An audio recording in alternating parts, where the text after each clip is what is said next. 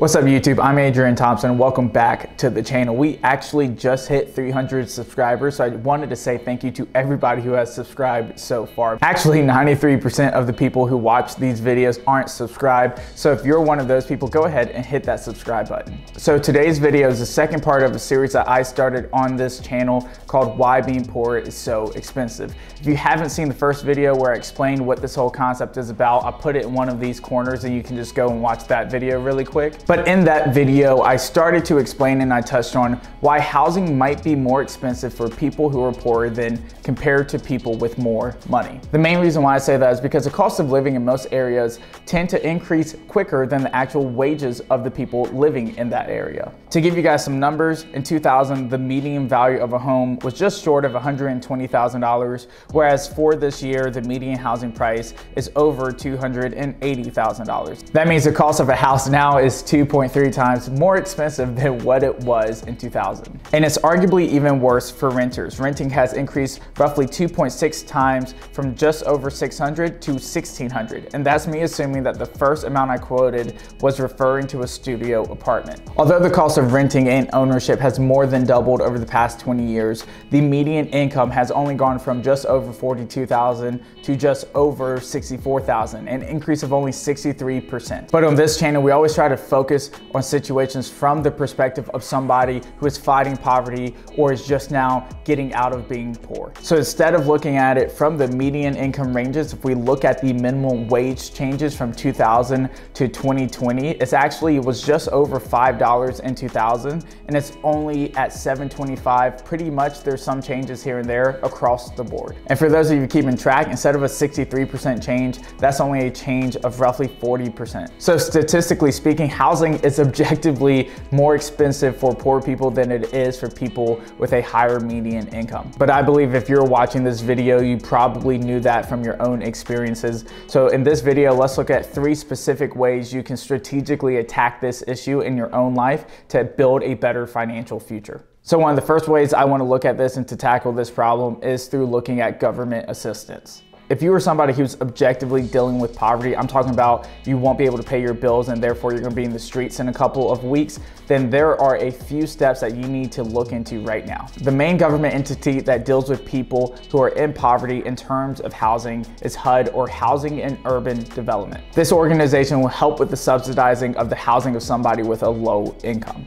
In order to qualify as somebody with a low income, you need to make 80% of the median income for your relative county or area. And you can also be considered somebody with a very low income if you make 50% of the median income of that area. The formula made up of these 4 factors will determine your TTP, or your total tenant payment. The formula to develop your TTP is the highest of the following 4 factors. So whichever one costs you the most money will be your TTP. Factor number 1 is 30% of your monthly adjusted income. That's your income after certain allowed deductions.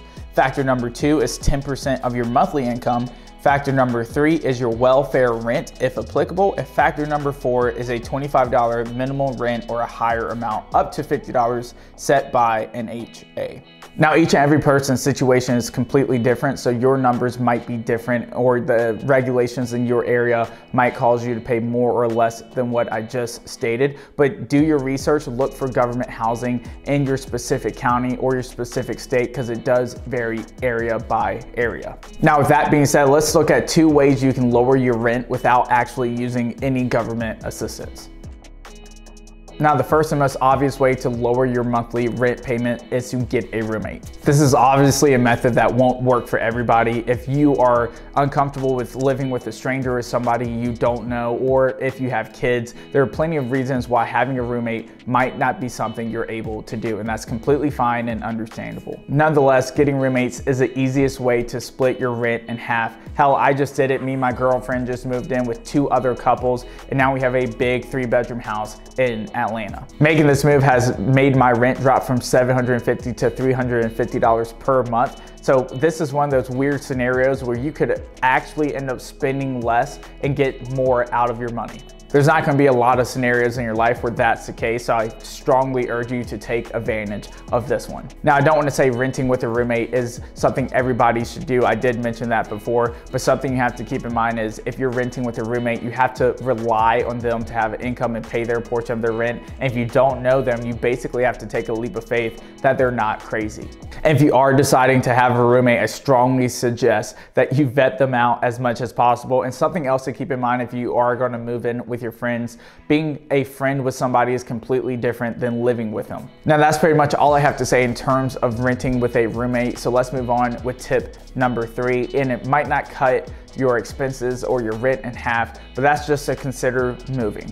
Now hear me out. So I opened up this video explaining how the cost of living in areas in terms of rent are increasing quicker than the income. So that might mean you're finding yourself living in the place that you lived in 2000, 2010, and now with the same adjusted income, you're not able to afford that same quality of life. A lot of people, and trust me, I've been there too, try to hold on to a quality of life that they've gotten used to and that they used to be able to afford, but now their income just doesn't match that quality of life anymore. If you're finding yourself being that person who used to be able to afford their life but no longer can't, I strongly urge you to downsize or move to a cheaper apartment, because if that's your situation, that means a lot of your income is going directly into your cost of living and you're not saving enough. So downsize or move to a lower quality area, because if that's your situation, having available income and cash flow will be significantly better for you financially than paying for something you no longer can afford.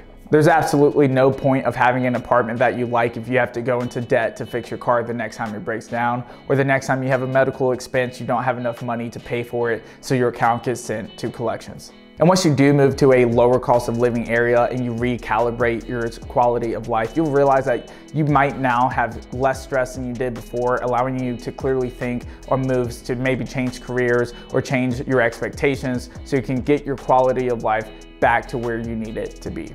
Now keep in mind, I'm not saying that this is justified. I think it's completely horse that a lot of people are in this situation, but nonetheless, as individuals, I've said this once and I'll always say it, you should have a rational response for the situations not in your control that your life tends to throw at you.